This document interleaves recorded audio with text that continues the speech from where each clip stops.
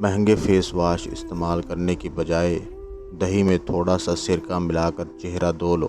سارے دن کی دھول مٹی اور گرد و غبار نکل جائے گی اور چہرہ چمک اٹھے گا۔ سو کر اٹھنے کے بعد آنکھوں کو ملنے سے آنکھوں کی بینائی کم ہونے کا خدشہ ہوتا ہے۔ جب بوتل کو منہ لگا کر پانی پیا جاتا ہے تو یہ ہونٹوں اور ہونٹوں کے ارد گرد لائنوں اور ٹکڑوں کا باعث بنتا ہے۔ موبائل کو تکیے کے نیچے رکھ کر ہرگز نہ سوئیں، کیونکہ موبائل سے نکلنے والی ریڈیشن صحت پر خطرناک اثرات مرتب کرتی ہیں۔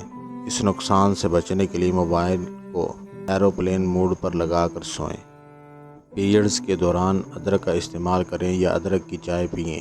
یہ درد کم کرنے اور پیریڈز کی باقاعدگی کو درست کرنے کے لیے مفید ہے۔ اچھے کپڑے کی پہچان کرنی ہے تو کپڑے کو اچھے طریقے سے پانی میں ڈبو کر رکھ دیں۔ اگر اس کا رنگ نکلنے لگے تو جان لیں کہ یہ کپڑا اچھا نہیں ہے۔ کھانا بناتے وقت اگر مرچیں آنکھوں میں پڑ جائیں تو زبان پر تھوڑا سا نمک رکھ لیں، مرچوں کا اثر کم ہو جائے گا۔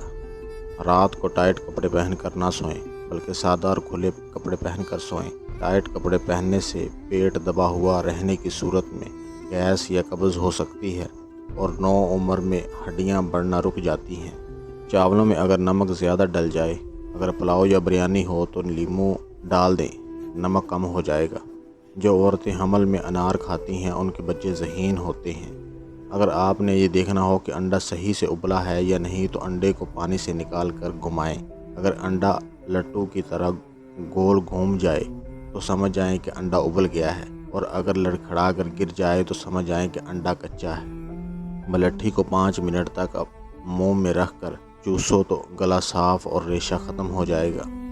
ایسی عورت کبھی بوڑھی نہیں ہوتی جس کا مرد بار بار اس کی تعریف کرتا ہے۔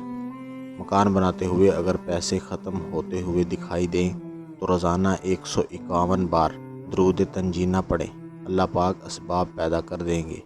دودھ میں ہلدی ڈال کر پینے سے خشک کھانسی دور ہو جاتی ہے۔